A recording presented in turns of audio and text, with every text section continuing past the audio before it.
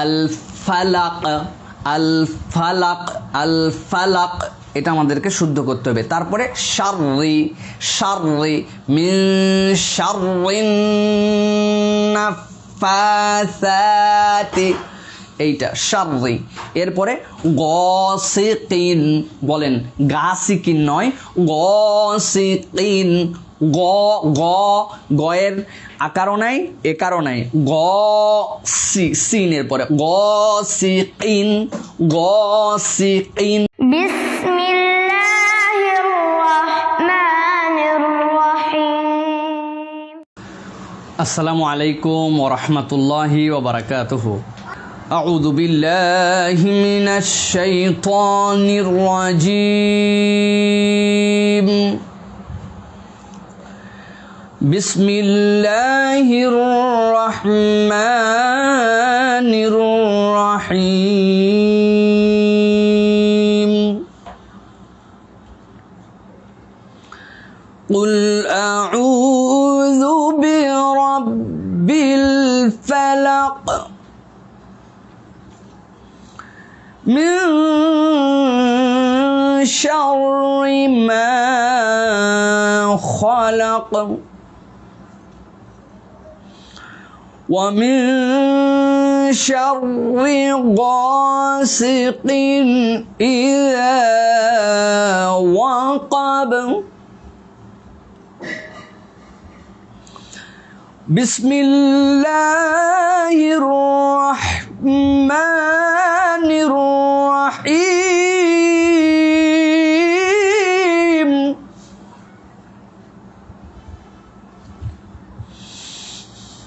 কুল আউযু বিরাব্বিল ফালাক মিন শাররি মা খালাক ওয়া মিন শাররি গাসিকিন ইযা ওয়াকাব ওয়া মিন শাররি নাফাসাতি ফিল উকাদ ওয়া মিন শাররি হাসিদিন ইযা হাসাদ।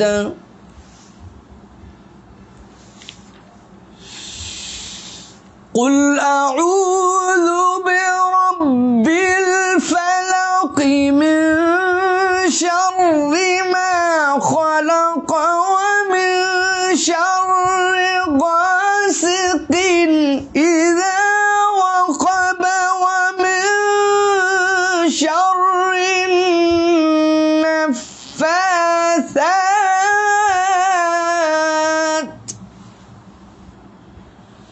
ওয়া মিন শাররি নাফাসাতি ফিল উকাদ ওয়া মিন শাররি হাসিদিন ইযা হাসাদ। বিসমিল্লাহির রহমানির রহিম।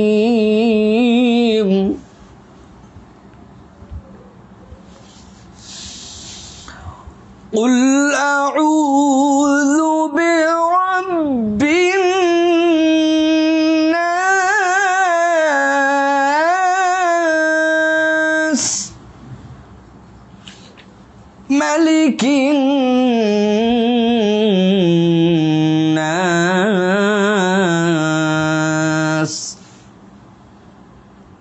ইলাহিন নাস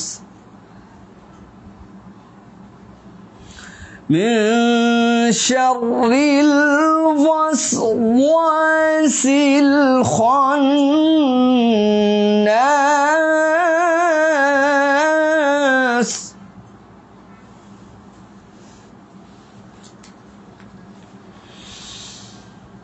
কুল আউযু বিরাব্বিন ملك الناس إله الناس من شر الوسواس الخناس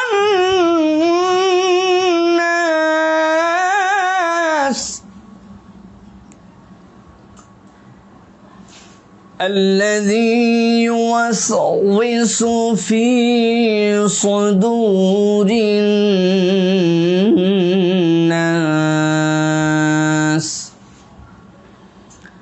الذي يوسوس في صدور الناس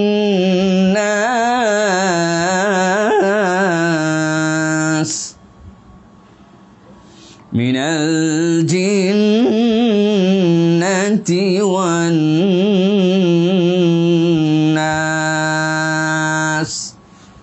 الحمد لله আলহামদুলিল্লাহ রাব্বিল আলামিন।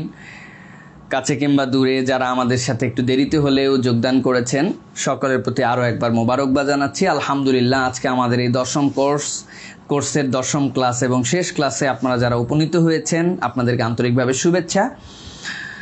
আলহামদুলিল্লাহ, আমরা আমাদের এই শেষ ক্লাসের মধ্যেও বরাবরের মতো যেরকম আমরা দুটা সূরায় আমরা যে সকল অক্ষর আমাদের জন্য অত্যন্ত গুরুত্বপূর্ণ সংক্ষিপ্তভাবে একসাথে আপনাদের জন্য আমরা বলে রাখছি, সেটি হচ্ছে আমাদের জন্য এই দুটা সূরার মধ্যে অক্ষরের দিক থেকে যেরকম প্রথম থেকে আমরা শিখছি এখানে যেগুলো প্রণিধানযোগ্য তার মধ্যে একটা হচ্ছে কফ।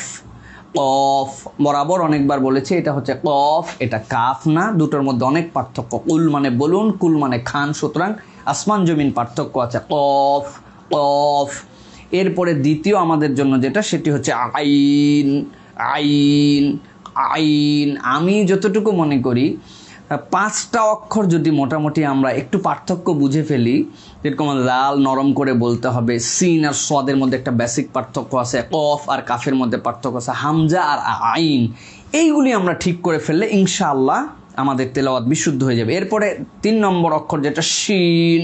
শিন, এই শিনটা যেন আমাদের সুন্দর হয়। তারপরে গইন। গইন গইন। তারপরে যে অক্ষর সেটা হচ্ছে সা, অত্যন্ত নরম করে নাফা সা। এখন আমরা যদি নাফা সাতি বলে ফেলি পুরো অর্থ বিপর্যয় হয়ে যাবে। নাফা সা, এ সা বলেন, জিহ্বার মাথা বের করতে হবে চমৎকার করে এখান থেকে, সা সা। তারপরে হচ্ছে সিন। সিন সিন, এইরকম করে। এরপর আরেকটা অক্ষর হচ্ছে খ। খ, একটু চেষ্টা করলে কিন্তু হয়ে যায়, খা না। আমরা অনেক সময় বলি খা, এই বাংলা খা, এটা না, এটা হচ্ছে খ। খ, তাহলে কফ, আইন, জাল, শিন, গইন, সা, সিন, আরেকটা হচ্ছে খ। এই হচ্ছে অক্ষর। এবার আমরা ইনশাল্লাহ শব্দ দেখব, যেই শব্দগুলো আমাদের জন্য অত্যন্ত গুরুত্বপূর্ণ এবং এই শব্দগুলো আমাদের মনে রাখলে এবং এই শব্দগুলোর যদি আমরা মাস্ক করে নেই তাহলে ইনশাল্লাহ আমাদের সূরা তিলাওয়াতের সময় আমাদের জন্য তাহলে সহজ হবে। অক্ষরগুলোর আলোকে আমরা একটু মাস্ক করব। যেমন আউযু, এ তো একদম শুরুতে আউযু বিল্লাহি মিনাশ শাইতানির রাজিম এরকম আউযু। জালটা হচ্ছে মোস্ট ইম্পর্টেন্ট। আউযু বলেন, আউযু, এটা যেন মনে থাকে। আউযু বিল্লাহ না, আউযু। একদম চমৎকার করে আমাদের এই তিলাওয়াত করতে হবে ইনশাল্লাহ। এরপরে আমাদের জন্য যেটা সেটা হচ্ছে আল ফালাক। আল ফালাক, আল ফালাক, এটা আমাদেরকে শুদ্ধ করতে হবে। তারপরে শাররি। শাররি, মিন শাররিন নাফাসাতি, এইটা শাররি। এরপরে গাসিকিন বলেন, গাসিকিন নয়, গাসিকিন। গ গ, গয়ের আকারও নাই একারও নাই, গ সি, সিনের পরে গাসিকিন, গাসিকিন, এইটা। তারপরে আমাদের জন্য যেটা লাগবে সেটা হচ্ছে ওয়াকাব। ওয়াকাব, ওয়াকাব, এই গেল। তারপরে সূরা নাসের মধ্যে থেকে আমরা কয়েকটা শব্দ আমরা শেখার চেষ্টা করব, যেমন আন্নাফাসাতি। ম্যাক্সিমাম আমাদের এই ভুল হয়, যে আমরা আন্নাফাসাতি বলে ফেলি, এটা সা, আন্নাফাসাতি নরম করে, হ্যাঁ, আন্নাফাসাতি। তারপরে আল ওয়াসওয়াস আল্লাযী ইউওয়াসউইসু, সেখান থেকে আল ওয়াসওয়াস ইউওয়াসউইসু বলেন,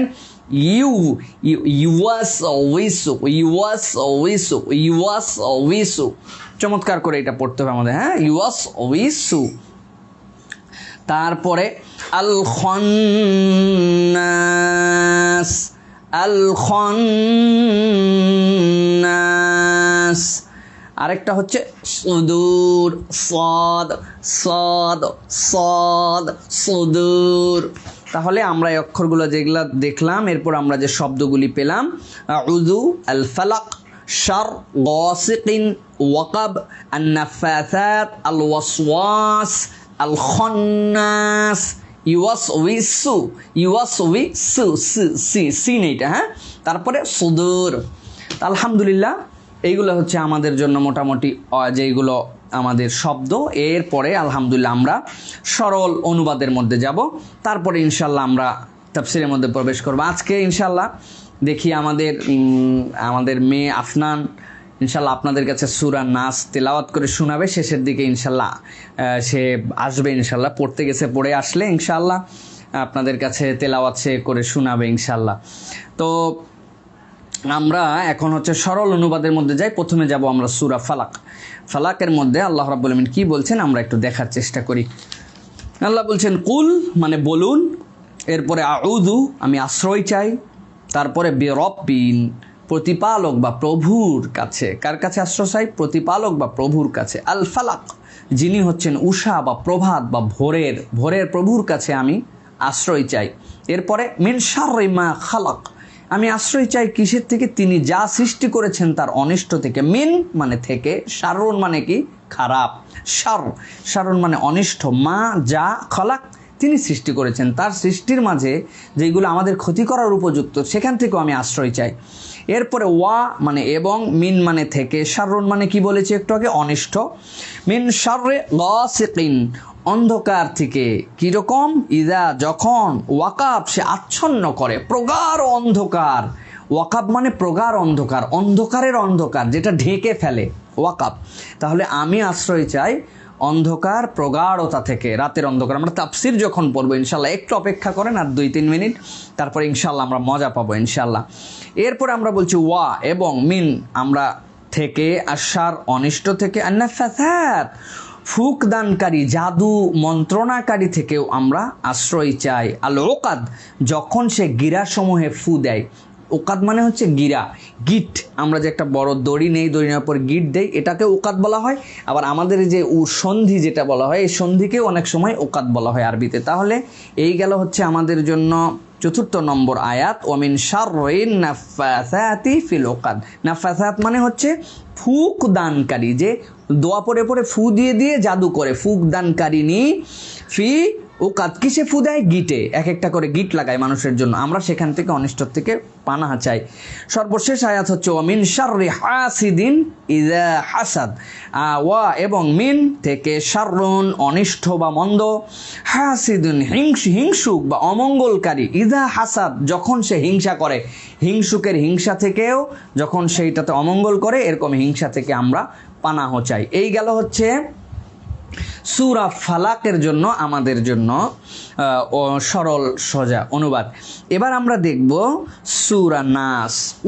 কুল মানে কি বলুন তো? আপনাদের কাছে সেই কুলিয়াল কাফিরুন থেকে কুল বলে যাচ্ছে। কুল মানে বলুন, আমি আপনাদের কাছে কিন্তু বলেই দিয়েছি কুল মানে বলুন। তো কুল মানে বলুন। আউযু আমি আশ্রয় চাই, বিরব্বিন রবের কাছে, আন্নাস মানুষের, আমি মানুষের রবের কাছে আশ্রয় চাই, মালিকিন নাস মালিক মানে বাদশাহ বা মালিক, আন্নাস মানুষের মালিক। 3 নম্বর ইলাহ মানে ইলাহ উপাস্য, আমরা তাফসীরের মধ্যে বলবো, আন্নাস মানুষের। 4র্থ আয়াতের মধ্যে মিন থেকে, শাররুন অনিষ্ট, আল ওয়াসওয়াস প্ররোচনা বা কুমন্ত্রণা, আল খান্নাস খান্নাসের পলায়ন পর যে অদৃশ্য থেকে ধোকা দেয়, এরকম খান্নাস থেকেও আমরা আশ্রয় চাই।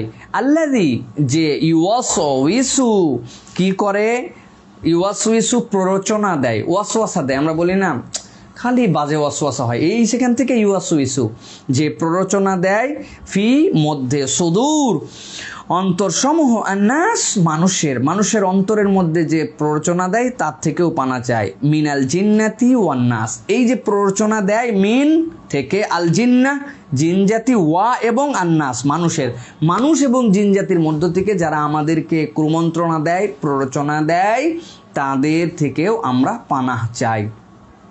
তো প্রিয় ভাইরা, এই হচ্ছে আজকে আলহামদুলিল্লাহ আমাদের জন্য দুটি আয়াত, যেটা আমরা দুটি সূরা, এই দুটি সূরার আমাদের জন্য মৌলিক যে আমরা শিখলাম। এখন আমরা ইনশাআল্লাহ তাফসিরের মধ্যে প্রবেশ করব ইনশাআল্লাহ। তাফসিরে প্রবেশ করার আগে আপনাদের কাছে বলতে চাই যে আজকে আমরা দুটো সূরা কিন্তু খেয়াল করেছেন একটা ক্লাসের মধ্যে নিয়ে আসছি। তো পারতপক্ষে একটু হয়তো সময় বেশি লেগে যেতে পারে, তবে আমরা সাধ্যের মধ্যেই আমরা আমাদের ক্লাসটুকুকে শেষ করার চেষ্টা করব। আর কবে আবার আমরা এই ক্লাসের মধ্যে এরকম প্রবেশ করতে পারবো তা তো আমাদের জানা নেই। এই জন্য আমি আমাদের প্রিয় ভাইদেরকে বলবো অন্যরাও যেন জানতে পারেন। অনেকেই শরীক ছিলেন, তাদের কাছে নোটিফিকেশান যায় না, তারা বুঝতে পারেন না, অনেকে পেজ সার্চ করে তারপরেও দেখতে পান না। এমন একটা ফেসবুকের স্ট্র্যাটেজি আমাদের উপরে দেয়া হয়েছে, আমাদের উপরে কমিউনিটি গাইডেন্স চাপিয়ে দেওয়া হয়েছে। আশ্চর্য বিষয় হয়ে দাঁড়িয়েছে, ইসলামী এবং বিভিন্ন ধরনের এই ধরনের কথা আমাদের পেজগুলি একদম রিচ ডাউন করে দেওয়া হয়েছে। আলহামদুলিল্লাহ, যতটুকু আমরা সাধ্যের মধ্যে পারছি আপনাদের সহযোগিতা এই জন্য কামনা করছি। মেহরবানি করে কেউ স্টিকার কমেন্ট করবেন না, আপনারা যদি সাধ্যের মধ্যে থাকে লাভ রিয়াক্ট দিয়ে রাখবেন, আপনারা থাম্বনেল বেশি বেশি করে দিয়ে রাখবেন, কিন্তু কেউ স্টিকার কমেন্ট করবেন না। স্টিকার কমেন্টকে কমিউনিটি গাইডেন্সের মধ্যে তারা এটাকে নেগেটিভ হিসেবে দেখে লাইভের রিচগুলো আরও কমায় দেয়। আল্লাহর রাস্তায় আপনারা সাধ্যের মধ্যে থাকলে কমেন্ট করেন একটু বেশি বেশি, শেয়ার করেন বেশি বেশি, রিয়াক্ট দেন বেশি বেশি, কিন্তু স্টিকার কমেন্ট করবেন না। আমরা এখন তাহলে এই দুটো সূরার তাফসীরের মধ্যে প্রবেশ করছি ইনশাআল্লাহ। প্রিয় ভাই এবং বোনেরা, সূরা ফালাক এবং সূরা নাস একই সাথে অবতীর্ণ সূরা। হাফেজ ইবনুল কাইয়ুম জাওজি রহিমাহুল্লাহ এই দুটি সূরার তাফসীর একসাথে লিখেছেন। আমাদের আজকের এই ক্লাসকে একত্রিত করার এটা অন্যতম একটা কারণ, হাফেজ ইবনুল কাইয়ুম জাওজি রহিমাহুল্লাহ, যাকে আধুনিক যুগে যার কিতাবগুলাকে রুহের খোরাক বলা হয়, তিনি হচ্ছেন হাকিমুল উম্মাহ, হাকিমুল নুফুস, অন্তরসমূহের জন্য হাকিম। তার কিতাব পড়লে এই ধরনের আনন্দ, এই ধরনের উদ্বেলতা পাওয়া যায় দিনের পথে। তিনি এই দুটো সূরাকে একসাথে তাফসীর করেছেন। এই জন্য আমরা আজকের ক্লাসে একসাথে ইনশাল্লাহ বোঝার চেষ্টা করব। ইবনুল কাইয়ুম জাওজি রহিমাহুল্লাহ বলছেন, এই সূরাদ্বয়ের উপকারিতা এবং এই দুটা সূরার কল্যাণ অপরিসীম। তিনি বলছেন, মানুষের জন্য সমস্ত দৈহিক, আত্মিক এবং অনিষ্টকারী যত কিছু আছে সব কিছুর থেকে বাঁচার কার্যকারিতা আল্লাহ এই সূরার মধ্যে ঢুকাই দিয়েছেন। হাফেজ ইবনুল কাইয়ুম রহিমাহুল্লাহ বলছেন, একটা মানুষের জীবনে যেরকম মৌলিকভাবে বেঁচে থাকার জন্য শ্বাস প্রশ্বাস জরুরি, খাদ্য জরুরি, পোশাক পরিচ্ছদ যেরকম তার আবৃত করার জন্য জরুরি, প্রত্যেকটা ইমানদার মুমিন নর নারীর জন্য তিনি বলছেন এই বেঁচে থাকার উপাদানের মতোই সূরা ফালাক এবং সূরা নাস হচ্ছে জরুরি। সুবহানাল্লাহি বিহামদি। একবার আপনি ফিল করার চেষ্টা করেন যে আল্লাহ রাব্বুল আমিন এই সূরার মধ্যে আপনার আমার জন্য তাহলে কি দিয়েছেন। আমরা এখন এই সূরা দ্বয়ের শানে নুজুল প্রথমে একটু দেখে নেওয়ার চেষ্টা করব। শানে নুজুলের পরে ইনশাআল্লাহ আমরা ধারাবাহিকভাবে আমরা এর কিছু ফজিলত বলবো। ফজিলত বলার পরে আমরা ইনশাআল্লাহ আয়াত বাই আয়াত তাফসীরের মধ্যে প্রবেশ করব। কি অবিশ্বাস্য কথাবার্তা আল্লাহর মধ্যে ঢুকায় রেখেছেন, আমরা ইনশাআল্লাহ সেই আনন্দটা উপভোগ করার চেষ্টা করব। প্রিয় ভাইয়েরা, মুসনাদে আহমদের বর্ণনার মধ্যে আসছে, জনৈক ইহুদি রাসূলুল্লাহ সাল্লাল্লাহু আলাইহি সাল্লামকে জাদু করেছিল। রাসূল সাল্লাল্লাহু আলাইহি সাল্লামকে যখন জাদু করে তখন রাসূল সাল্লাল্লাহু আলাইহি সাল্লাম অসুস্থ হয়ে পড়েন। হযরতে আয়েশা সিদ্দিকা রাদিয়াল্লাহু তাআলা আনহা বলছেন, রাসূলুল্লাহ সাল্লাল্লাহু আলাইহি সাল্লামের অসুস্থতা এমন ছিল, তিনি কি করেছেন আর কি করেননি এটা ভুলে যেত।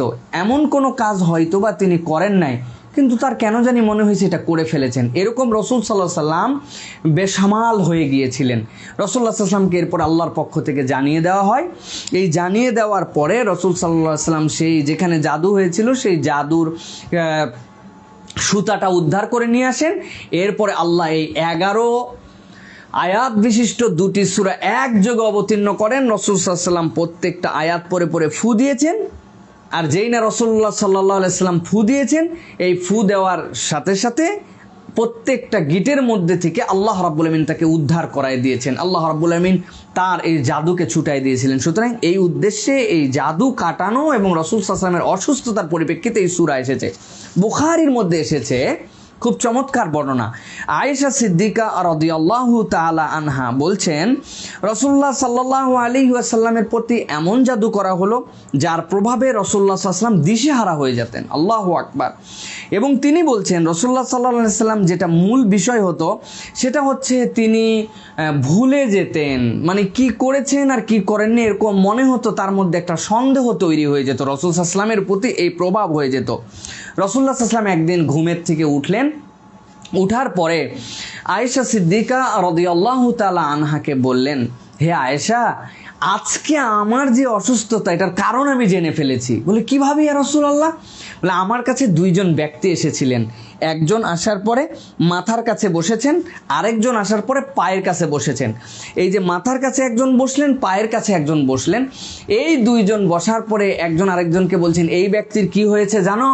তারাই কথা বলছেন, রাসূল সাল্লাল্লাহু আলাইহি ওয়াসাল্লাম শুনছেন। আসলে ফেরেশতারা তার কাছে এসেছেন, রাসূলকে বলছে ইনাকে জাদু করা হয়েছে। বলছে কিভাবে জাদু করা হয়েছে, কে জাদু করেছে? তখন বলল ইহুদিদের মিত্র লাবিদ ইবনে আসাম তার মেয়েদেরকে দিয়ে এই জাদুটা করিয়েছে। কিসে জাদু করা হয়েছে? একজন আরেকজনকে জিজ্ঞাসা করছে।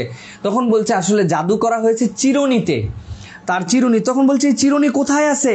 তখন বললেন এই চিরুনিটা বীরে জারওয়ান কূপে খেজুর গাছের যে ডালপালা এইটা দিয়ে তার নিচে ফেলে তার উপর একটা পাথর চাপা দিয়ে এটা রাখা আছে। রাসূলুল্লাহ সাল্লাল্লাহু আলাইহি ওয়াসাল্লাম খুশি হয়ে গেলেন। এরপরে সেই আয়েশা রাদিয়াল্লাহু তাআলা আনহা কাছে আয়েশা রাদিয়াল্লাহু তাআলা আনহাকে বললেন, লোক পাঠালেন, অথবা রাসূল সাল্লাল্লাহু আলাইহি ওয়াসাল্লাম নিজেও গেলেন, এরকম রেওয়ায়েত আছে।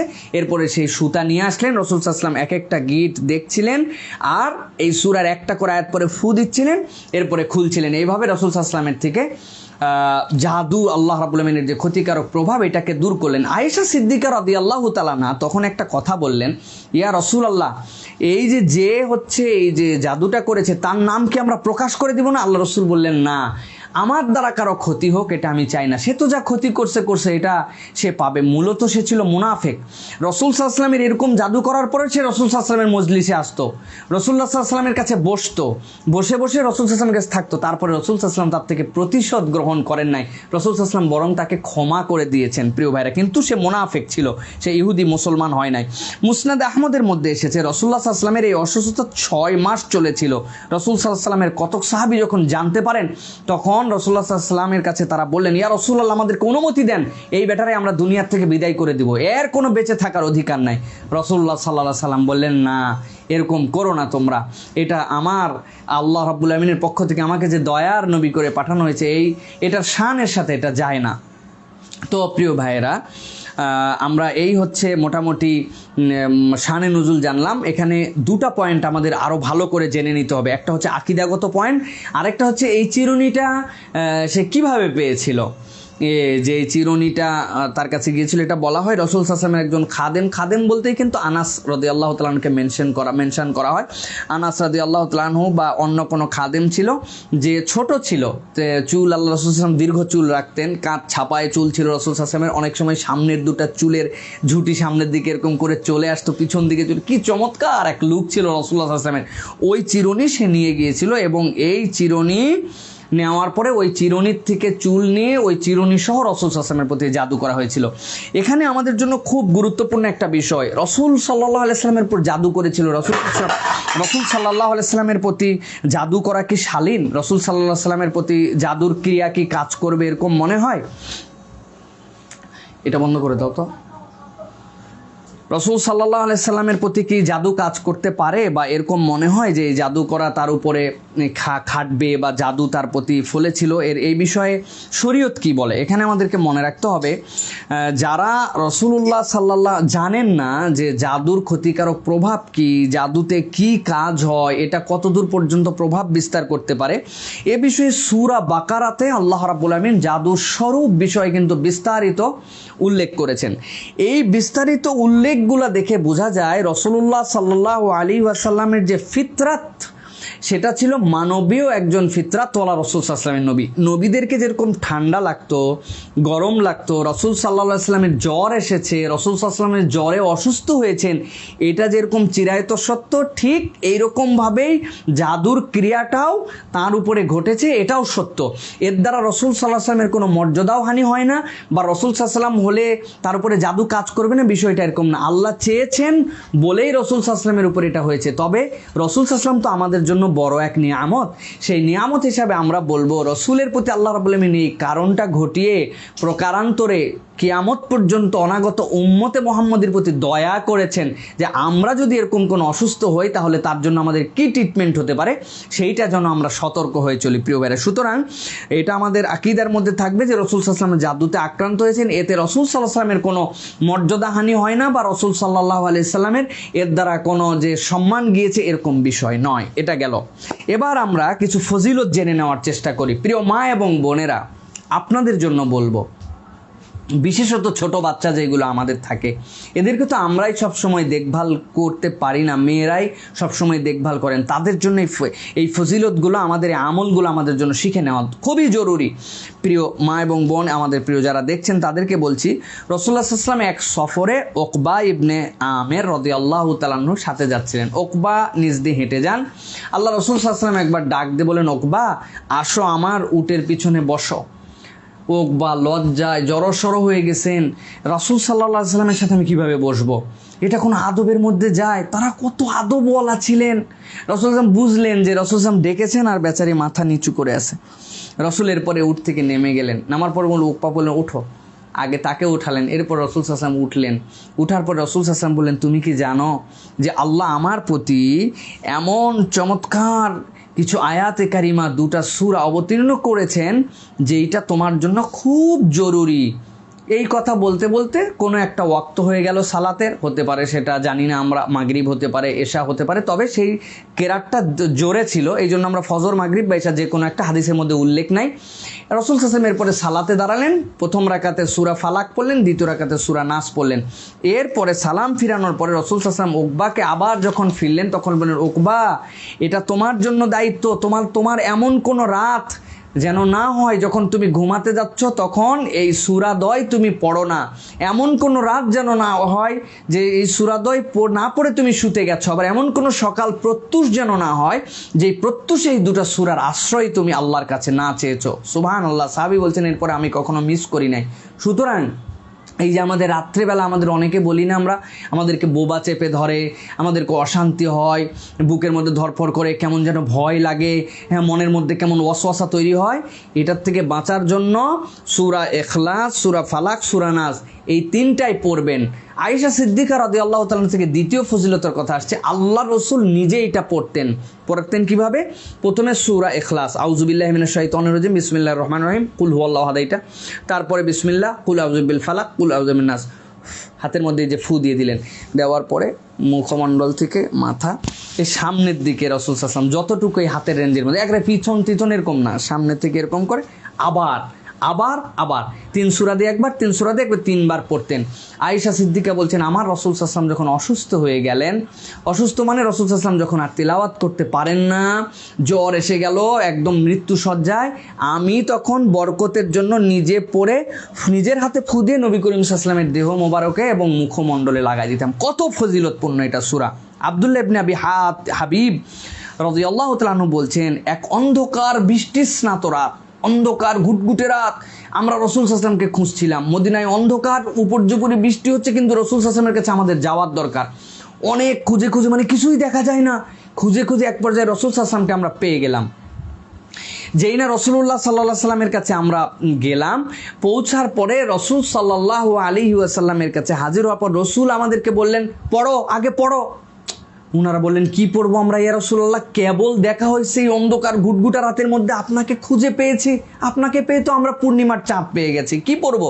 রাসূল সাল্লাল্লাহু আলাইহি ওয়াসাল্লাম সাথে সাথে বললেন, আল মুআউযিজাতান, তোমাদের জন্য এই যে মুআউযিজাত, যে 2 সূরা, একটা হচ্ছে সূরা ফালাক, সূরা নাস, আগে পড়ো, আশ্রয় চাও আল্লাহর কাছে। এরপর রাসূলুল্লাহ সাল্লাল্লাহু আলাইহি ওয়াসাল্লাম বললেন, সকাল সন্ধ্যায় যারা এইটা তেলাওয়াত করবে তাদের অন্ধকার এবং বিপদগুলোকে আল্লাহ রাব্বুল আলামিন দূর করে দিবেন। তো প্রিয় ভাই এবং বোনেরা, এই সূরাগুলোর কিন্তু অনেক ফজিলত আমাদের জন্য রয়েছে। এবার আমরা ইনশাআল্লাহ ধারাবাহিকভাবে আয়াত বাই আয়াত তাফসিরের মধ্যে যাব। আমরা এখন প্রথমে তাফসিরের শোনার চেষ্টা করব সূরা ফালাকের। কুল আউযু বিরাব্বিল ফালাক মিন শাররি মা খালাক ওয়া মিন শাররি গাসিকিন ইযা ওয়াকাব ওয়া মিন শাররিন নাফাসাতি ফিল উকাদ ওয়া মিন শাররি হাসিদিন ইযা হাসাদ। এই সূরায় প্রথম আয়াত হচ্ছে কুল আউযু বিরাব্বিল ফালাক। আল্লাহ রাব্বুল আমিন বলছেন, হে রাসূল আপনি বলুন, এই যে হে রাসূল আপনি বলুন, সূরা ইখলাসের মধ্যে এটা তাফসীর করেছি। কিন্তু আমরা কুল কেন বলা হয়েছে? কুল হচ্ছে আল্লাহ রাসূল সাল্লাল্লাহু আলাইহি ওয়াসাল্লামকে এই সূরার মধ্যে রিসালাতের সাক্ষ্য দেওয়া হয়েছে যে এইটা আপনার উম্মতের জন্য দাওয়াহ, এটা আপনার উম্মতের জন্য রিসালাতের পয়গাম, যে আপনি এই আহ্বানটা করুন। কি বলবেন? আউযু বিরাব্বিল ফালাক, আমি আউযু আশ্রয় প্রার্থনা করছি, আমি আশ্রয় চাচ্ছি, আমি নিরাপত্তা চাচ্ছি। কার কাছে? রব্বুন, রবের কাছে, যিনি কিসের রব? আল ফালাক। ফালাক মানে কি? ফালাক মানে হচ্ছে বিদীর্ণ হওয়া, বিদীর্ণ হওয়াকে ফালাক বলা হয়। মূলত এই ফালাক দ্বারা যেটা বোঝানো হয় সেটা হচ্ছে নিশিরাতকে বিদীর্ণ করে যে ভোর আসে। আল্লাহ রাব্বুল আলামিনকে যে বলা হয় ফালিকুল ইসবাহ, তিনি হচ্ছেন সকালকে নিয়ে আসতে পারেন যিনি, রাতের তিমিশ, একদম তিমির রাতকে বিচূর্ণ করে যিনি সকাল আনতে পারেন, তিনিই হচ্ছেন ফালাকের রব, ফালিকুল ইসবাহ। কিন্তু মুফাসসিররা মজার তাফসীর করেছেন আরও। তারা অনেকে বলছেন আল্লাহ রাব্বুল আলামিন তো প্রত্যুষের রব বটেই, তবে আমাদের রব তিনি তো মূলত সব কিছুকেই বিদীর্ণ করেন। তারা ব্যাখ্যা করছেন, একটা মায়ের গর্ভে একটা শিশু আছে, সেই শিশুটা যখন পৃথিবীতে আসার সময় হয়, নিশ্চয় যে মাতৃগর্ভের সেই চামড়াগুলাকে ভেদ এই বিদীর্ণকারীকে রব। জমিনের মধ্যে আপনি ফেলে দিয়েছেন একটা শস্য দানা, সেই দানাটা আশ্চর্য শুষ্ক, ছোলার একটা দানা, দাঁতের নিচে দিলে দাঁত ভেঙে যাবে, ওরে বাবা কি শক্ত। মাটির মধ্যে আছে, কয়দিন পরে ট্যাগ গজায় গেল, আমরা বলি না, সেই যে কি শক্ত নারিকেল, সেই নারিকেলের মাথার মধ্যে অল্প একটু উঠে সেই চামড়া আমরা ছিলতে পারি না, সে ভেদ করে আপনার বাড়িতে পড়ে আসে, অনেকদিন পর দেখছেন ট্যাগ গজায় গেছে, শ্বাস বেরিয়ে আসছে। ফালাক বলা হচ্ছে আল্লাহ হচ্ছেন সব কিছুকে বিদীর্ণ করতে পারেন, সব কিছুকে চূর্ণ করতে পারেন, অনিষ্টকে চূর্ণ করে যিনি ভালোকে আনতে পারেন, অন্ধকারকে চূর্ণ করে যিনি আলো দেখাতে পারেন। আল্লাহ বলছেন আপনি বলেন না কুল আউযু বিরাব্বিল ফালাক, তিনিই তো রব, তিনিই তো আমার প্রভু, তার কাছেই তো আমি আশ্রয় চাচ্ছি। রব, এই রব বড় আদরের রব। আমরা সূরা নাসের মধ্যে রবের তাফসীর আলাদা শুনবো, এখানে শুধু এইটুকু মনে রাখেন। তাহলে প্রথমে আমরা কার কাছে আশ্রয় চাচ্ছি?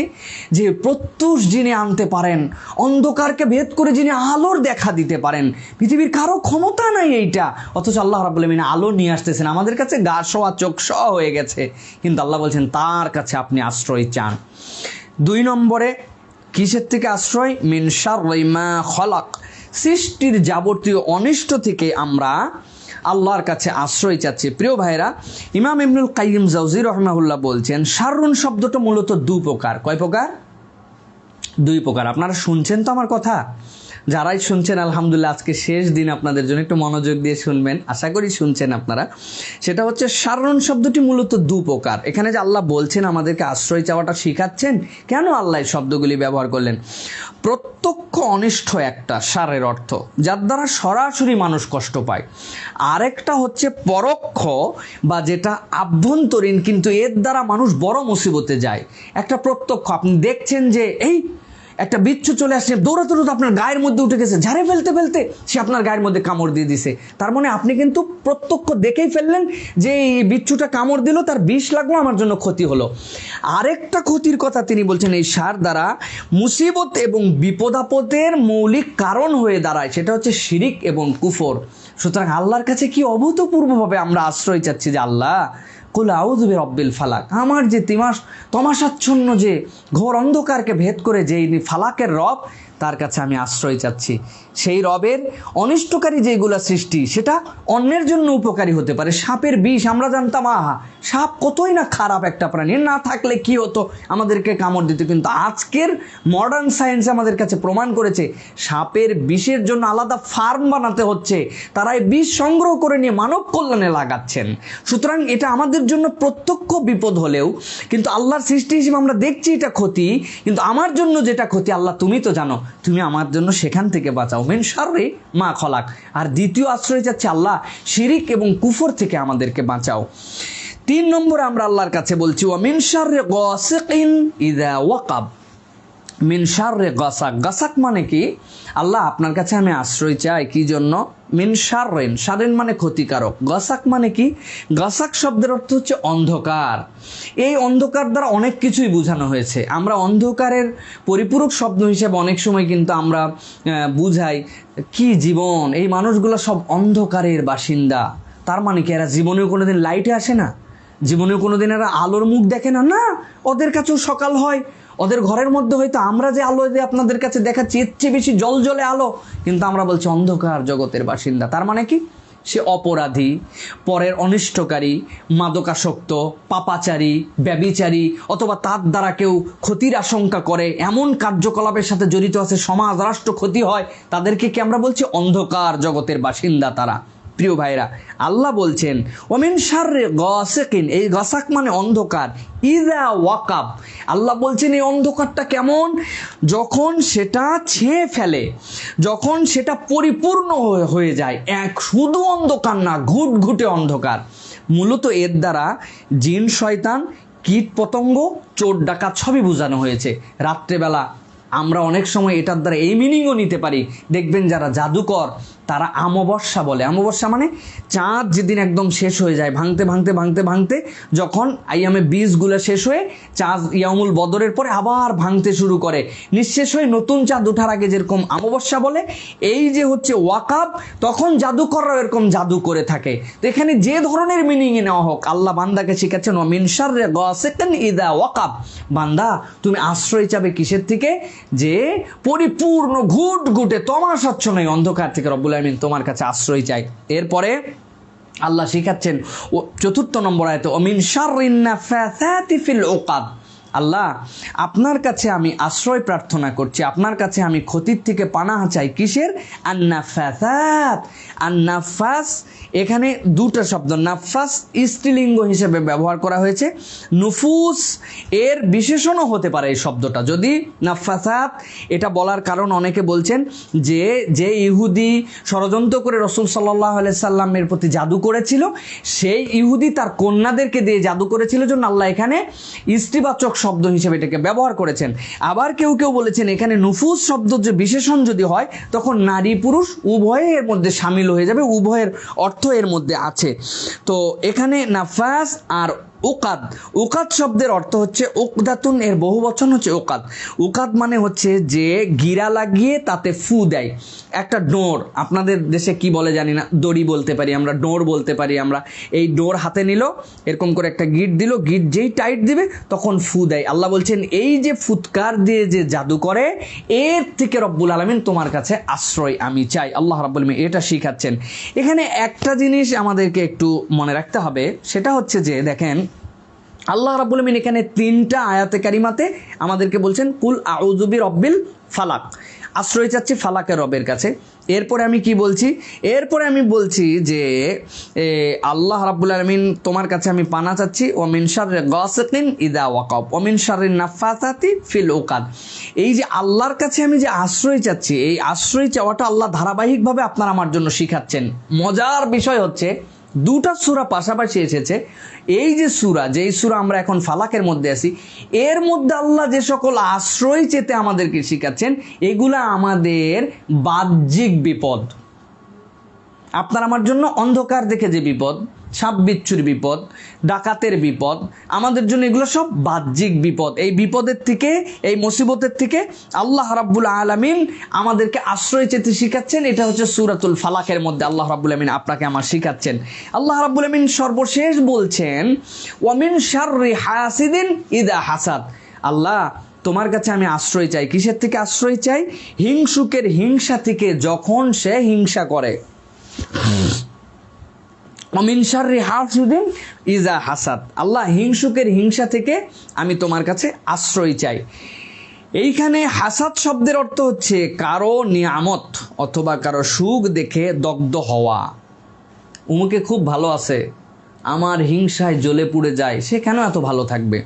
আমি হিংসা করি, তার ধ্বংস হোক, এটা তার বিনাশ হোক, এটা হচ্ছে হিংসা। আল্লাহ বলছেন ইদা হাসাদ, যখন সে হিংসুক হিংসা করতে চায় কারো উপরে, আল্লাহ আমি আপনার কাছে আশ্রয় চাচ্ছি সেখান থেকে। প্রিয় ভাই এবং বোনেরা, আপনাদের কাছে জিজ্ঞাসা করি, আপনারা তো আলহামদুলিল্লাহ পড়ালেখা করেন, এই বিষয়ে জানেন, বলুন তো যে এই পৃথিবীতে প্রথম মানুষের দ্বারা সংগঠিত গুনার নাম কি? এই গুনাহটা কি দিয়ে হয়েছিল? আদম আলাইহিস সালামকে দুনিয়া আল্লাহ পাঠালেন, এরপরে পৃথিবীর মানুষের প্রথম গুনার কারণ কি এবং এই গুনাহটা কিভাবে হয়েছিল? পৃথিবীর প্রথম মানুষের গুনার নাম হচ্ছে হিংসা, হাসাদ। এটা আপনাদের আসন্ন পরীক্ষায় প্রশ্নও আসতে পারে, সুতরাং এটা মনোযোগ দিয়ে মনে রাখবেন।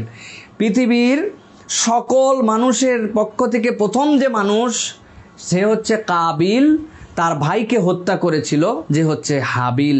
হাবিলকে হত্যা করেছিল হিংসার বশবর্তী হয়ে। সুতরাং পৃথিবীর প্রথম যে পাপ সেটা হচ্ছে হিংসা। আল্লাহ বলছেন ওয়া মিন শাররি হাসিদিন ইযা হাসাদ।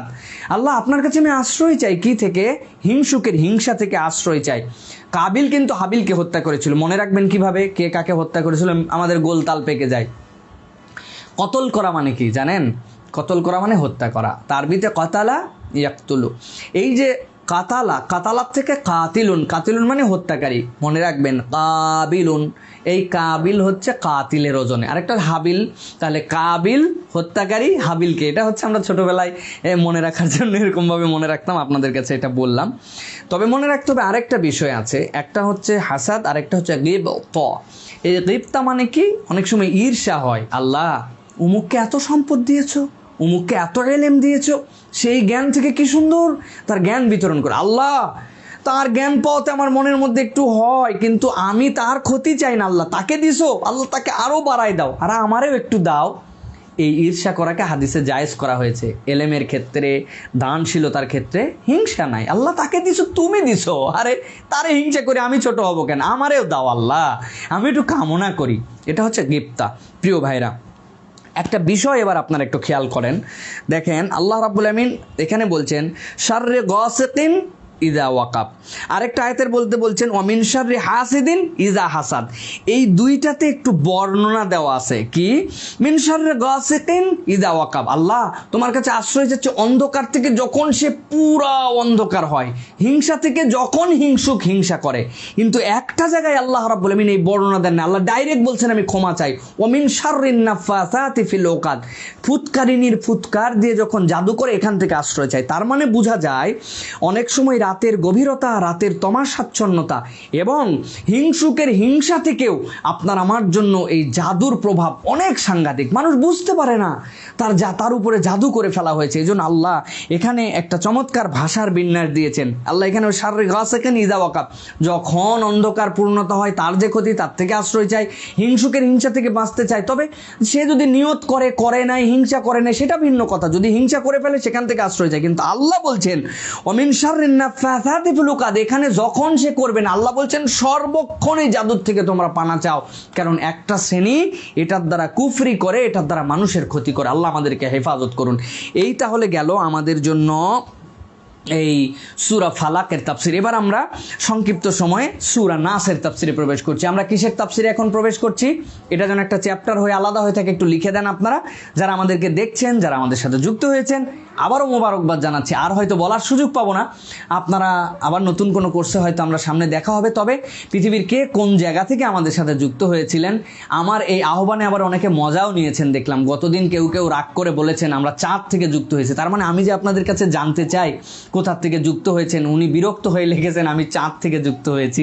তো আমি জানি আমার অনেক ভাইরাই বিরক্ত হন না, অথবা মজা করেও লিখতে পারেন, আপনারা জানিয়ে রাখবেন। এখন তাহলে আমরা সূরা নাসের আয়াত বাই আয়াত তাফসীরের মধ্যে প্রবেশ করবো ইনশাল্লাহ। এরপরে আমরা দুটা সূরা শিক্ষা জানার চেষ্টা করব। আমরা খুবই দ্রুত এখন তাহলে আমরা ইনশাল্লাহ প্রবেশ করছি।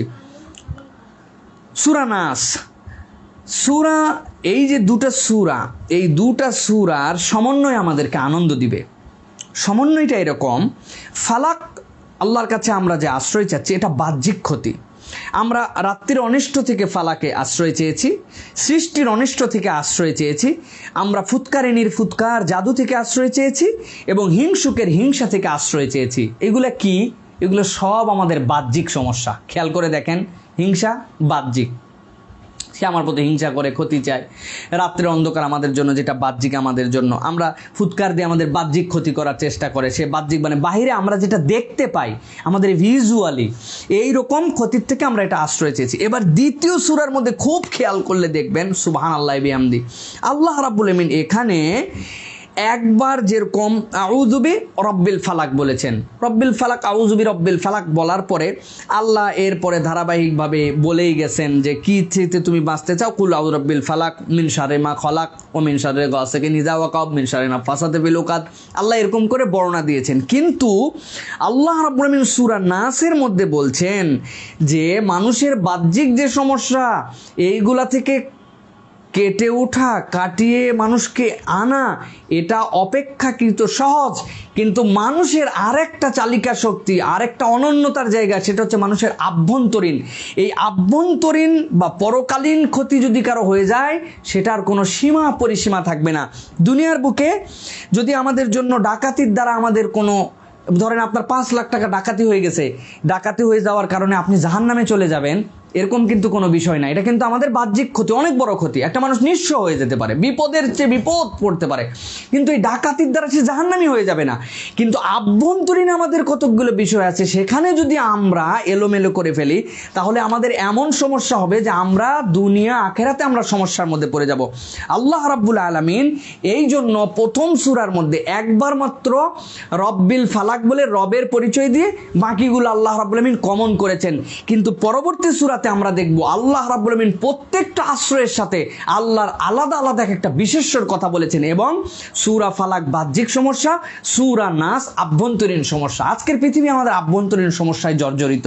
চলুন আমরা একটু দেখি তো আল্লাহ রাব্বুল আমিন এখানে কি বলতে চান আমাদেরকে। প্রিয় ভাইয়েরা, আল্লাহ রাব্বুল আলামিন আপনার আমার জন্য এখানে প্রথমে বলছেন কি, বলো, কুল আউযু বিরব্বিন নাস, তোমরা আল্লাহর কাছে আশ্রয় চাও যিনি তোমাদের জন্য রব। রব কাকে বলা হয়? রব আগেরটা যেরকম আপনাদের কাছে বলেছিলাম একদম সূরা ফাতিহার আলোচনার মধ্যে, রব হচ্ছেন তিনি, মনে রাখবেন, যিনি কোনো রকম নজির ছাড়া, কোনো রকম পৃথিবীর বুকে উদাহরণ ছাড়া, যিনি কোনো কিছুকে তৈরি সৃষ্টি করতে পারেন এবং ধাপে ধাপে ধাপে ধাপে এইটাকে পূর্ণতা দিতে পারেন, তিনি হচ্ছেন প্রকৃত রব। আল্লাহ বলছেন তুমি আশ্রয় চাও কিসের? কুল আউযু বিরব্বিন নাস, তুমি নাস মানুষের রবের কাছে আশ্রয় চাও। এরপরে আল্লাহ রাব্বুল আমিন বলছেন দ্বিতীয় আয়াতের মধ্যে, আগেরটা শুধু আশ্রয়ের কথা বলছেন, আল্লাহ নিজে বলছেন মালিকিন নাস। এরপরে তুমি আশ্রয় চাবে কার কাছে? মালিকিন নাস, মানুষের যিনি মালিক তার কাছে। 3 নম্বর আয়াত আল্লাহ রাব্বুল আমিন বলছেন ইলাহিন নাস, তোমরা আশ্রয় চাবে কার কাছে? ইলার কাছে। প্রিয় ভাইরা, একটা মানুষের জীবনে রব, মালিক আর ইলাহ, এই 3টা যদি বুঝে ফেলি, রব তো আল্লাহর রুবুবিয়াতের ঈমান, উলুহিয়াতের ঈমান, আল্লাহর আসমা এবং সিফাতের যে ঈমান, এই 3টা জিনিস আল্লাহ এর মধ্যে ঢুকাই দিয়েছেন আল্লাহ রাব্বুল আমিন। মানুষ যদি এই 3টা জিনিস মাথার মধ্যে গেঁথে ফেলতে পারে, সে আশ্রয়স্থল হিসেবে রবকে একদম মকবুল বানায় ফেলতে পারবে, তার আর কোনো ভয় লাগবে না। প্রিয় ভাইরা, ইলাহিন নাস, তিনি হচ্ছেন মানুষের মাবুদ।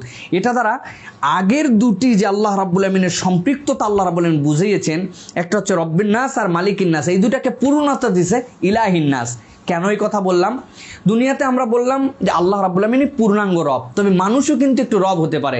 এই যে আমরা বলি না তারবিয়া, তার বিয়া করি, তারপরে পিতামাতা আমাদের জন্য দেখভাল করেন। এই যে তার বিয়া প্রতিপালন করা, এই প্রতিপালন করাটাও মানুষ কিন্তু কিছু অংশে করে, মা না দুধ খাওয়ায়, তারে বড় করে, তারে দেখভাল করে। তাহলে রব পূর্ণাঙ্গতায় আল্লাহ, কিন্তু কিঞ্চিত মানুষও এটা করে আল্লাহর দেওয়া অধিকারে।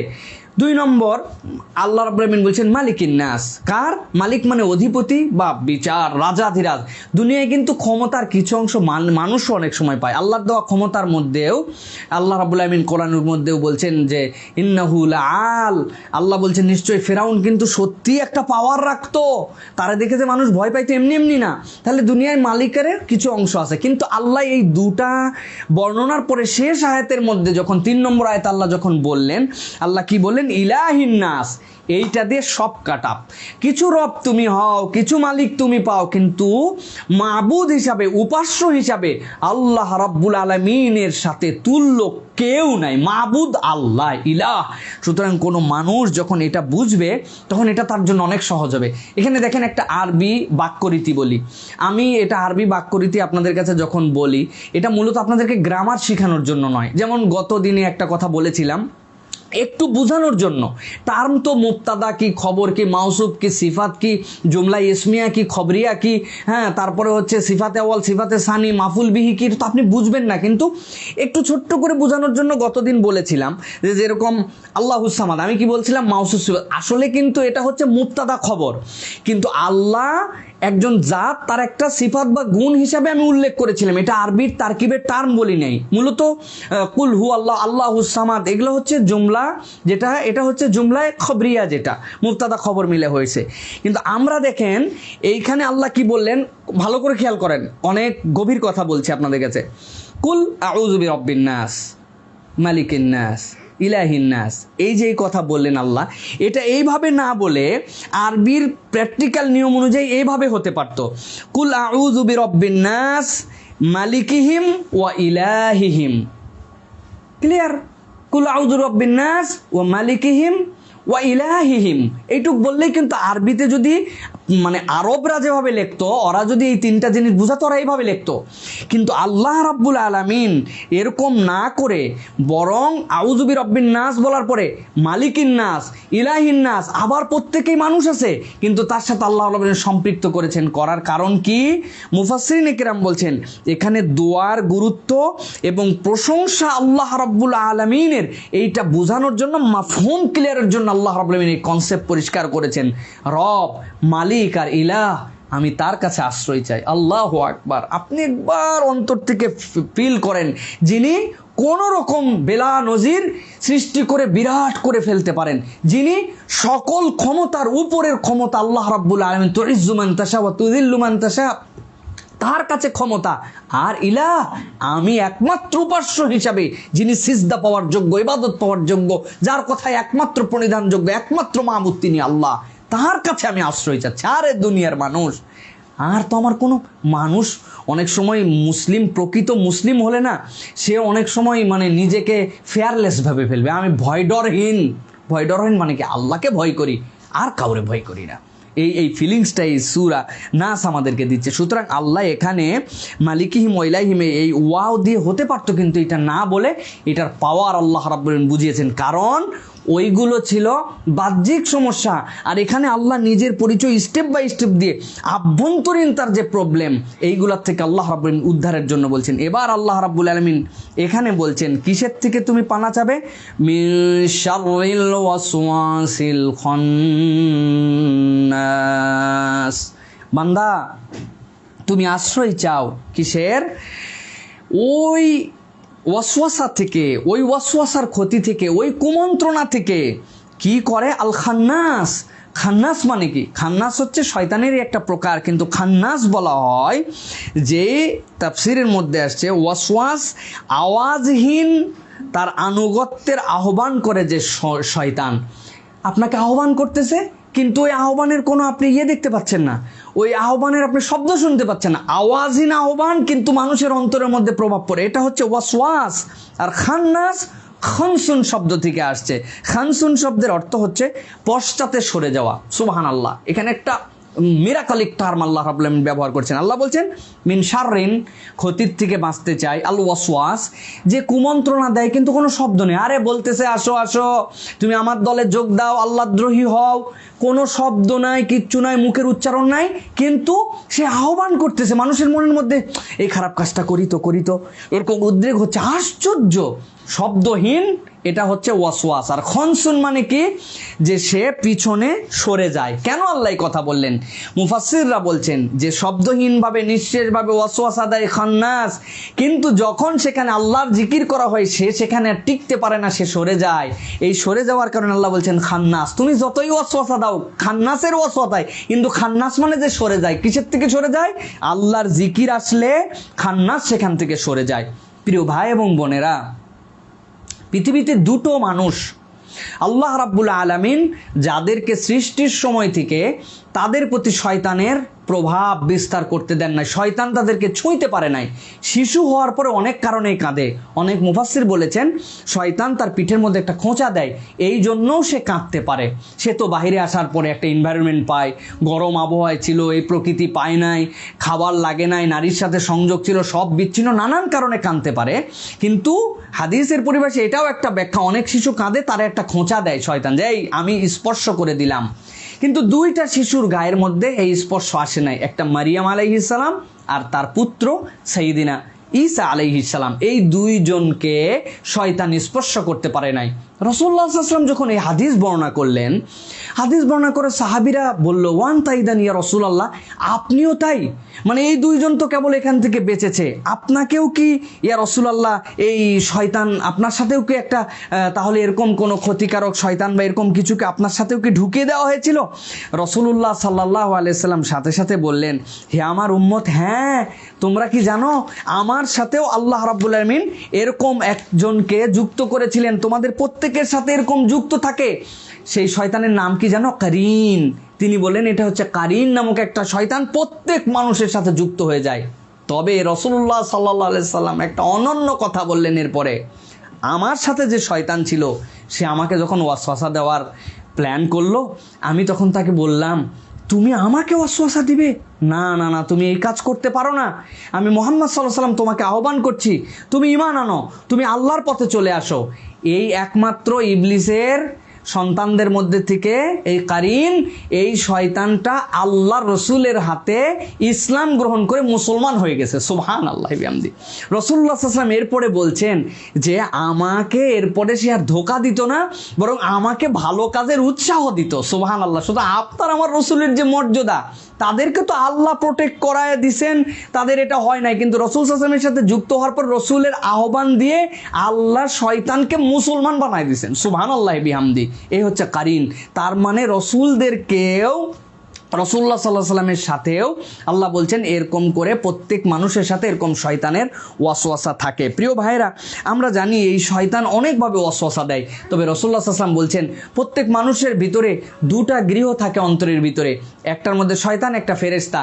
কিন্তু যখন মানুষ আল্লাহ রাব্বুল আলামিনকে জিকিরের মধ্যে নিয়ে আসে, আল্লাহর স্মরণ করে, তেলাওয়াত করে, সালাত আদায় করে, আল্লাহ রাব্বুল আলামিন তখন ওই যে গৃহের মধ্যে শয়তানেরও অংশ আছে সেটার থেকে সে আর থাকতে পারে না, বেরিয়ে যায়। দুটা গৃহই তখন ফেরেশতাদের দ্বারা, আল্লাহর নিয়ামত দ্বারা পূর্ণ হয়। সাইয়্যিদিনা মুসা আলাইহিস সালাম, আমরা তো মুসা আলাইহিস সালামের কথা শুনেছি। মুসা আলাইহিস সালাম একদিন সালাত শেষ করার পরে আল্লাহর কাছে মুনাজাতে রত আছেন, মানে আল্লাহর সাথে ব্যক্তিগত কথা বলছেন। মুনাজাত মানে আল্লাহর সাথে ব্যক্তিগতভাবে কথা বলা, পার্সোনালি। এই সময় জিবরাইল আমিন আসলেন। জিবরাইল আমিন আসার পরে দেখলেন যে মুসা আলাইহিস সালাম তো আল্লাহর সাথে কথা বলছেন, মুনাজাতে আছেন, সুতরাং উনি পাশে বসে অপেক্ষা করছেন আল্লাহর মেসেজটা পরে দিবেন। ইতিমধ্যে তিনি দেখলেন যে একজন শয়তান ইবলিস সে এসে মুসা আলাইহিস সালামের উপরে বসে আছে। সেও দেখতেছে, সে তো আর ধোকা দিতে পারছে না। কেন দিতে পারছে না? ধোকা দিতে না পারার কারণ হচ্ছে তখন আল্লাহর সাথে তিনি কথা বলছেন, আল্লাহর জিকিরে মশগুল আছেন, সে তো আর ধোকা দিতে পারছে না। কিন্তু সে ধোকা দেওয়ার জন্য ইবলিস বসে আছে। জিবরাইল আমিন বললেন, আরে তুমি আল্লাহর নবীরেও বাদ দিবে না? উনি মুনাজাত শেষ করার পর তারে তুমি ধোকা দেওয়ার জন্য তুমি আসছো? তখন ইবলিস বলছে, এর আব্বারে সারি নাই, জান্নাতের ভিতরে ছিল, মুসা জান্নাতের বাহিরে, ওর আব্বারে জান্নাতের ভিতরে ধোকা দিছে, আর এই বেটা মোনাজাত শেষ করার পর আমি বসে থাকবো, সুতরাং আমার কাজ এটা। জিবরাইল অবাক হয়ে গেলেন। তার মানে নবীদের সাথে পেরে ওঠে নাই, কোনো ধোকা দিয়ে আল্লাহর গাফেল বানাতে পারে নাই, কিন্তু এরকমভাবে ধোকা দেওয়ার জন্য শয়তান নবীদেরকেও ছাড়তো না, তাদের পিছনেও লেগে থেকে সে বড় ডিউটি করে, ডিউটির তার কোনো শেষ নাই। সুতরাং আল্লাহ রাব্বুল আমিন বলছেন মিন শাররিল ওয়াসওয়াসিল খান্নাস, এই খান্নাস যে ওয়াসওয়াসা দেয়, আল্লাহ সেখান থেকে আশ্রয় দাও। তুমি তো দিতে পারো, তুমি তো খালিক, তুমি তো আমাদের জন্য মালিক, তুমি আমাদের জন্য রব, তুমি আমাদের জন্য ইলাহ। আল্লাহ সেইগুলো আমাদেরকে শিখিয়ে নিছেন। এরপর আল্লাহ রাব্বুল আমিন বলছেন এই যে ধোকাটা দেয়, এই ধোকাটা কে দেয়? যে খান্নাস হয়, যে ওয়াসওয়াসা দেয়, মিনাল জিন্নাতি ওয়ান নাস, সে জিনের মধ্যে থেকেও হয়, সে মানুষের মধ্যে থেকেও হয়। সুতরাং আল্লাহ রাব্বুল আমিন এখানে যে মিনাল জিন্নাতি ওয়ান নাস বললেন, নাসের ভিতর থেকে কিভাবে ওয়াসওয়াসা দেয়? শেখ ইজ্জুদ্দিন রহিমাহুল্লাহ বলছেন শয়তানের মতো কতক মানুষও তাদের খপ্পরে পড়ে প্রকারান্তরে শয়তান হয়ে যায়। তার অন্তরের প্রবৃত্তির অনুসরণ করতে করতে শয়তানরে আর কিছু বলতে হয় না, শয়তান যা বলে ওই মানুষ তাই করে। এই মানুষগুলাও সমাজের মধ্যে প্রকারান্তরে ভালো মানুষের ক্ষেত্রে ওয়াসওয়াসা দিতে পারে। এমন একটা কথা বলে দিল, দাড়ি তো বড়ই করছিস, এত বড়, তাই বলে ওর মনের মধ্যে যে তার মানে তো আমাকে মনে ভালো লাগতেছে না দেখতে, আমারে কেমন লাগতেছে মনে হয়, আমারে এই যে ওয়াসওয়াসা মেরে দিল আপনাকে। এটা একটা একদম মাইনর উদাহরণ দিলাম, এরকম শত শত উদাহরণ আছে। ভাবির কাছে এসে বলবে মাশাআল্লাহ আপনি তো সুন্দরী পরেন, কিন্তু আপনার কালারগুলো কেমন জানি মেরমেরা মনে হয় আমাদের কাছে, মানে আপনার হিজাব, আপনার আবায়া, এগুলোর কালার মেরমেরা। সাধ্যের মধ্যে থাকলে চাকচিক্যহীন হওয়া উচিত, ব্ল্যাক আরও মানুষের নজরে কম পড়বে, একদম ঝকমক ঝকমক করে উঠবে, এরকম কিছু না হওয়া উত্তম। অথবা তিনি পড়তেছেন অন্তত পর্দা না করার থেকে তো 1000 কোটি বার উত্তম। উনি যদি টকটকা লাল দিয়ে করে তাও তো উনি আবায়া পড়ে আছে, তাও তো উনি হিজাব করার চেষ্টা করে, আলহামদুলিল্লাহ। কিন্তু উনি একটু ইঞ্জেকশন দিয়ে দিল, উনি পর্দা টর্দা করে না, এরকম করলে মনে একটু ভালো হতো। ওনার মধ্যে ও তার মানে আমাকে খুব মেরমেরা লাগে, আমাকে দেখতে তো ভালো লাগে না। ওই আল্লাহ বলছেন মিন শাররিল ওয়াসওয়াসিল খান্নাস মিনাল জিন্নাতি ওয়ান নাস, এটা খালি জিনের মধ্যে থেকে না, এরকম শয়তানরূপী কিছু মানুষও থেকে যেতে পারে, সে ওয়াসওয়াসা আপনাকে দিবে। আল্লাহ তোমার কাছে এইরকম মানুষ, এরকম জিনের ওয়াসওয়াসার থেকেও আমরা আশ্রয় প্রার্থনা করছি। তাহলে প্রিয় ভাইয়েরা, ফালাকের মধ্যে ছিল বাহ্যিক, এখানে আছে আভ্যন্তরীণ। মানুষের অন্তর যদি প্রশান্ত হয়ে যায়, অন্তরের মধ্যে ওয়াসওয়াসা যদি চলে যায়, নামাজের মধ্যে আমাদেরকে শয়তান ওয়াসওয়াসা দেয়, দেয় না? আমরা অনেক সময় তো ইমাম সাহেব যদি কোনো একদিন সুহু সিজদা দেওয়া লাগে, আরে ইমাম সাহেব খালি বাড়ি ঘরের চিন্তা করে, আহা হা মুসল্লি যে কি অবস্থা। আল্লাহ রসুল সাল্লাল্লাহু আলাইহি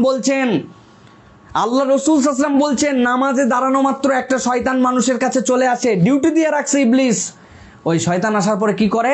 তার কাজই হচ্ছে সালাতের রাকাতে ভুল ধরানো এবং ইউজকারু আলাইহি আল আসবাব, সে বিভিন্ন ধরনের ঘটনা তাকে স্মরণ করায় দেয়। এই ঘটনা হয়েছিল, এই সময় বাচ্চারা এই বলছিল, উমুক এই কথাটা বলছে, আরে অন্য সময় মনে হয় না, এই সময় কেন মনে হয়? সুতরাং শয়তান এটা আপনাকে মনে করায়। ইমাম সাহেব এরকম ভুলে গেছেন রাকাত, রাসূল সাল্লাল্লাহু আলাইহি ওয়াসাল্লাম বলছেন যদি কেউ রাকাত ভুলে যাও তাহলে আধিক্যের দিকটা ধরে নাও, সবচেয়ে বেশি কোনটা পড়ছো, 4 না কত, 2 না 1 না কত, 3 না 2, আপনি আধিক্যের মধ্যে ধরবেন, যে 3 ধরে নেবেন আপনি। রাসূল সাল্লাল্লাহু আলাইহি ওয়াসাল্লাম বলছেন আধিক্যের দিকটা তুমি ধরে নিয়ে তোমার সালাতকে শেষ করো আর সাহু সিজদা দিয়ে দাও। স্বয়ং রাসূলুল্লাহ সাল্লাল্লাহু আলাইহি ওয়াসাল্লামের তো আল্লাহ রাব্বুল আমিন শেখানোর জন্য উম্মতকে, আল্লাহ রাসূল সাল্লাল্লাহু আলাইহি ওয়াসাল্লামের সালাতও তো কম বেশি হয়ে গেছে। আসরের নামাজ 2 রাকাত পরে আসসালামু আলাইকুম ওয়া রাহমাতুল্লাহ, আসর নবী করিম সাল্লাল্লাহু আলাইহি ওয়াসাল্লাম উঠে চলে গেছেন। সব সাহাবীরা কোনো জিজ্ঞাসা না, আরে নবী যা পড়ছেন তাই ঠিক আছে। আবু বকর, ওমর, ওসমান কেউ ভয়ে জিজ্ঞাসা করেন নাই, বলেন নাই। আল্লাহ রাসূলের একজন সাহাবী ছিলেন, তার নাম জুলিয়াদাইন বলা হতো। জুলিয়াদাইন মানে হাতওয়ালা, তার মানে আল্লাহ রসুলের অন্য সাহাবীদের আর হাত ছিল না, উনারই খালি হাত ছিল নাকি? না, জুলিয়াদাইন মানে বেচারি আমাদের যে স্বাভাবিক হাত, এই হাত তো আমরা 18 ইঞ্চি বা 17 ইঞ্চি ধরি, আর এখান থেকে আরও যদি আমরা 15 ইঞ্চি ধরি তাহলে এটার একটা মাপ আমরা পাচ্ছি, কিন্তু ওই সাহাবীর হাতটা একটু বেশি লম্বা। তো মানুষজন পরিচিতের জন্য কে রে ওই যে লম্বা হাতওয়ালা, এই জুলিয়াদাইন। ওই সাহাবী যে রসুলকে, ইয়া রাসূলুল্লাহ আজকে কি আল্লাহর ওহী আসছে নাকি আপনি কসর করছেন? কসর মানে আরাম করে দেওয়া, আপনি তো 2 রাকাত নামাজ পড়াইছেন। আল্লাহ নবী বললেন না না, বলেন না ইয়া রাসূলুল্লাহ আপনি 2 রাকাত পড়াইছেন। নবী করিম সাল্লাল্লাহু আলাইহি ওয়াসাল্লাম পড়াইছেন আবার ভুলেও গেছেন। অন্য সাহাবীরা এই কথা শুনে এখন সাহস পাইছে, জি জি জি ইয়া রাসূলুল্লাহ, জি। ও বাবা, এতক্ষণ কইছিলে তোমরা? এই সাহাবী তো অপরিচিত, বেচারি সাহস করে জিজ্ঞাসা করে ফেলছেন। এই সাহাবী বলার পর আল্লাহ রসুল বললেন, না, সালাত কসরও হয় নাই, সালাত 2 রাকাতও নতুন করে ফরজ আসে নাই, ভুল হয়েছে, চলো আবার সালাতে দাঁড়াই। নবী করিম সাল্লাল্লাহু আলাইহি ওয়াসাল্লাম আবার সালাত শুধরাই দিলেন। কেন? নবীজি ইমাম, তাবত ইমামদের ভুল হতে পারে, মুসল্লির ভুল হতে পারে, এটা মানুষ মাত্রই। এইগুলার থেকে শয়তান আমাদেরকে ওয়াসওয়াসা দেয়, আমাদেরকে ভুলিয়ে দেয়। রাসূল সাল্লাল্লাহু আলাইহি ওয়াসাল্লাম আমাদের প্র্যাকটিক্যালি এটা দেখিয়েছেন। সুতরাং আল্লাহর কাছে আশ্রয় প্রার্থনার জন্য এই সূরা আমাদেরকে পড়তে হবে। প্রিয় ভাইয়েরা, আলহামদুলিল্লাহ আমরা কিন্তু এই সূরার আলোচনা মোটামুটি শেষ করে ফেলেছি। এখন একটু সংক্ষিপ্তভাবে আপনাদের কাছে শুধু বলবো, কোরআনের সূচনা এবং সমাপ্তির মধ্যে একটা সমন্বয় আছে, এই বিষয়টা একটু খেয়াল করলে আনন্দ পাবো। আমরা আল্লাহর কাছে ইহদিনাস সিরাতাল মুস্তাকিম বলেছি, সিরাতাল্লাযিনা আনআমতা আলাইহিম গায়রিল মাগদুবি। আল্লাহর কাছে আমরা চেয়েছি, কল্যাণের রাস্তা চেয়েছি, অকল্যাণ থেকে বাঁচতে চেয়েছি, যারা আল্লাহর পথে ভালো পথে গিয়েছেন তাদেরকে আমাদের পক্ষে চেয়েছি, এরকম আমরা চেয়েছি না? আল্লাহ রাব্বুল আমিন এইরকমভাবে আমাদেরকে বারবার চাওয়ার কথা বলেছেন, হেদায়েতের রাস্তার কথা বলেছেন। আর শেষ সূরার মধ্যে আল্লাহ রাব্বুল আমিন এই মানুষের কথা উল্লেখ করেছেন। 5 বার সূরা নাসের মধ্যে নাস শব্দ এসেছে। মুফাসসির একটা চমৎকার ব্যাখ্যা দিয়েছেন, এই কথা বলে আমরা আজকে শেষ করব যে হিদায়াতের জন্য প্রথম সূরা, শেষে আল্লাহর কাছে আশ্রয় মিলায়ে মূল প্যাকেজ দিয়ে কোরআন শেষ হয়েছে। যদিও সূরা নাস ধারাবাহিকভাবে এটা শেষ সূরা নয়, এর আগে পূর্ণাঙ্গ সূরা হিসেবে অন্য সূরা শেষ হয়েছে, কিন্তু কোরআনের মাসহাফের বিন্যাসে সূরা নাস শেষ সূরা। এখানে 5 বার নাস শব্দ এসেছেন। মুফাসসিররা বলছেন প্রথম নাস যেটা এসেছে এটার সাথে আল্লাহ রব যুক্ত করে বুঝিয়েছেন এটা অল্প বয়স্ক, তাদেরকে তারবিয়া করতে হয়, তাদেরকে সুন্দর করে প্রতিপালন করতে হয়, এই জন্য এখানে তারবিয়ার সাথে নাসকে আল্লাহ যুক্ত করেছেন। দ্বিতীয় নাস দ্বারা আল্লাহ যুবক শ্রেণীকে বুঝেন, যুবকরা পাওয়ার চায়, ক্ষমতা চায়, মালিক সেটার অংশ পায়, আল্লাহ এখানে মালিক দ্বারা যুবকদেরকে মেনশন করেছেন। 3 নম্বরে নাস দ্বারা আল্লাহ রাব্বুল আমিন ইলাহ বলেছেন, এই ইলাহ দ্বারা ইবাদতে একদল নিবিষ্টভাবে মশগুল বান্দা আছে, আল্লাহ সেই বান্দাদেরকে নাস দ্বারা এখানে মেনশন করেছেন। চতুর্থ নাস দ্বারা আল্লাহ সৎ কর্মশীলদেরকে মেনশন করেছেন। সৎ কর্মশীলদেরকে শয়তান বেশি ধোঁকা দেয়, ইউয়াসবিসু ফি সুদুরিন নাস, তাদেরকে ভালো করতে চায় আর ওয়াসওয়াসা দেয়, ওযু ভালো করে করতে চায় আরো ওয়াসওয়াসা দিয়ে ওযু হচ্ছে কিনা ওয়াসওয়াসায় ফেলে। আল্লাহ এই নাস দ্বারা সৎ কর্মশীলদেরকে মেনশন করেছেন। পঞ্চম নাস, এটার দ্বারা দুষ্কৃতকারী যে সকল লোক তাদেরকে আল্লাহ রাব্বুল আমিন মেনশন করেছেন, মিনাল জিন্নাতি ওয়ান নাস। সুতরাং এই 5টা নাস আল্লাহ দিয়েছেন মানুষের প্রকারভেদ করে, সকলে আমরা এর মধ্যে ইনক্লুড আছি। আল্লাহ রাব্বুল আমিন আমাদের সকলকে হেফাজত করুন। আল্লাহ রাব্বুল আমিন সকলকে সূরাগুলির তিলাওয়াত আমাদেরকে বোঝার তৌফিক দান।